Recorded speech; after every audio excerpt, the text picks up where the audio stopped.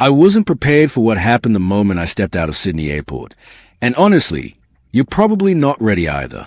What I'm about to show you isn't in any travel guide, and it completely changed how I see Australia. If you're planning a trip to Sydney in 2025, this could save you from serious embarrassment. Or worse. This is my first 24 hours in Sydney, and these are the 6 culture shocks that absolutely broke me. But wait, before we begin, please subscribe to ensure that you never miss out on any of my essential stuff. Comment I subscribe below, and I will personally welcome you to our community. With that said, let's get started. Let me introduce you to Maria. 28 years old, digital nomad from Mexico City, traveled to over 30 countries. She budgets carefully. $50 a day has gotten her through Southeast Asia, Eastern Europe, even parts of Western Europe. Day 1 in Sydney.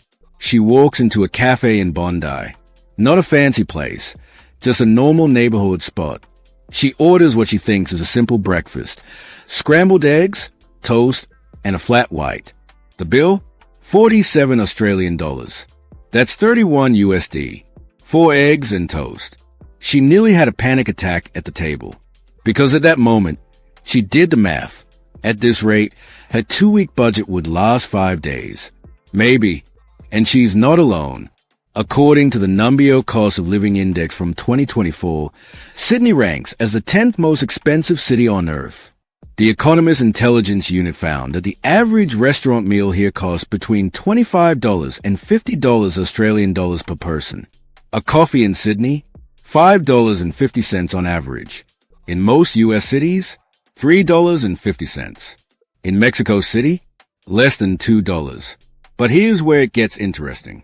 Australia has the highest minimum wage in the world, $23.23 per hour. So the question becomes, does that justify these prices? Or is something else going on? Maria figured it out by day 3. The secret? Coles and Woolworths, the local supermarket chains, meal prepping, food courts in the suburbs, not the tourist zones. She salvaged her trip. But the money shock? That was nothing compared to what happened when I tried to make small talk with a local. Meet James, 25, software engineer from Singapore. Polite guy. Grew up in a culture where you never directly criticize someone, especially not in public. Indirect communication is an art form. First day at his new job, a tech startup in Sydney. He submits his first code review. His colleague looks at it for 30 seconds and says, "Yeah, mate, that code's pretty shit. You should redo it." James froze. He felt like he'd been punched in the stomach.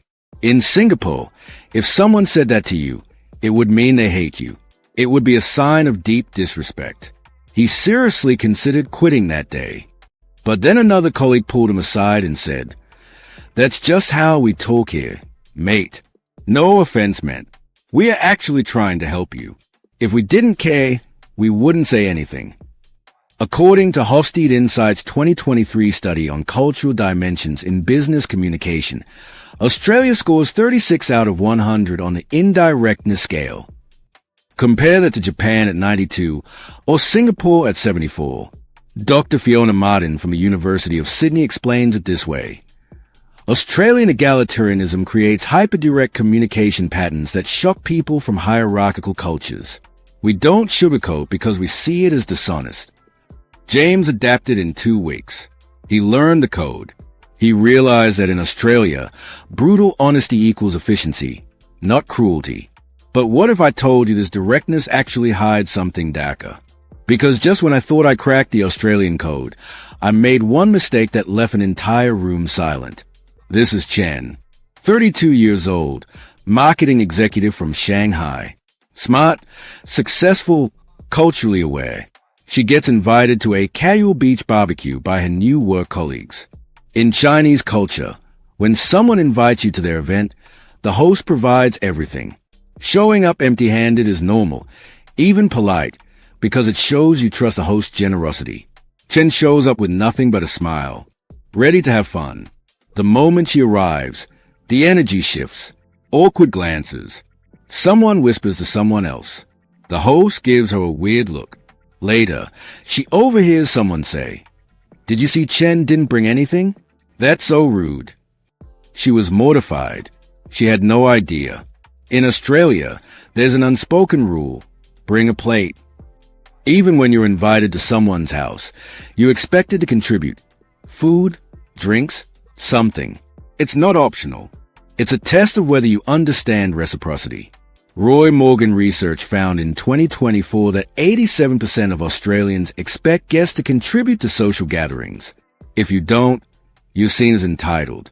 This ties into something called tall poppy syndrome, a cultural pattern from the Journal of Cross-Cultural Psychology, 2023. In egalitarian societies like Australia, standing out is discouraged. Even in generosity, everyone contributes equally or you're cut down. The heck? Always ask, what can I bring? Even if they say nothing, bring something anyway. Wine, snacks, anything. Chen learned fast. Within a month, she became one of the most popular people on her team because she understood the code. And then there was a wildlife situation that no one, and I mean no one, warned me about. Meet Alex, 29, professional photographer from London, nature lover, hiked across Europe, camped in the Alps, swam in the Mediterranean. He thought, Australia's just another country. I've got this. Day 3. Alex is getting ready for a morning shoot. He reaches for his hiking boots, left by the door overnight. He's about to put his foot in when something catches his eye. A small, shiny black spider with a red stripe on its back. A redback spider, one of the most venomous spiders in the world. He rushes to the ER. The doctor barely looks up and says, "Yeah, mate, we see this weekly. You're lucky you spotted it." Alex went down a research rabbit hole that night. Australia has 6 of the world's 10 deadliest snakes. Multiple species of lethal spiders. Box jellyfish that can kill you in 3 minutes. And let's not even talk about the magpies that attack cyclists during nesting season. According to the Australian Venom Research Unit at the University of Melbourne, 2024, 3,000 plus snakebite incidents annually, 140 plus species of land snakes. 100 of them venomous. Australia accounts for 21 of the world's 25 most venomous snakes. In the UK, Alex's home country, there's one venomous snake. One. And it hasn't killed anyone in decades.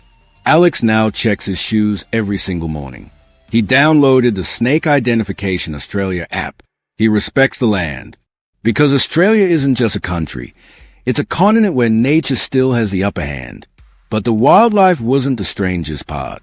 What really broke my brain was a paradox at the heart of Australian culture. This is Priya, 26 years old, nurse from Mumbai. Extroverted, warm, makes friends everywhere she goes. She moved to Sydney thinking, Australians are so friendly, I'll have a whole crew in a month. And at first, it seemed true. Everyone smiled. People said good day at the coffee shop. Colleagues invited her to after-work drinks. But 6 months later, she still didn't have a single close friend. No one invited her to dinners. No weekend hangouts. No let's grab brunch texts. Just surface-level politeness that never went deeper. She started wondering, is it me? Am I doing something wrong? Turns out, she wasn't alone. A 2024 study from the Australian National University called Social Integration Patterns in Australian Cities found that 62% of immigrants report difficulty making local friends in their first year. Internations ranked Sydney as the 4th most difficult city in the world for expat friendships in 2024. The average time to form a close friendship in Australia, 9 to 12 months. Compare that to 3 to 6 months in Southern Europe. Why? 200 years of geographic isolation. Australians develop what they call mateship culture, tight, loyal circles formed early in life. They are friendly to outsiders, but breaking into the inner circle takes time. A lot of time. Priya figured it out by month 8. She joined a rock climbing club.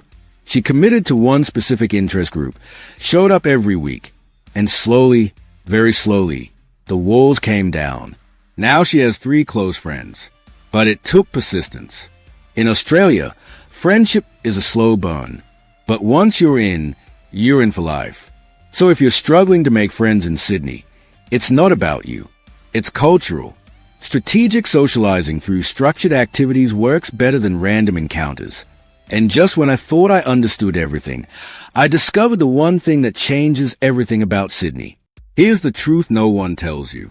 Sydney represents less than 5% of Australia's landmass. And culturally, it might as well be a different country. Urban coastal Australia, where you'll probably spend your time, is completely different from the outback.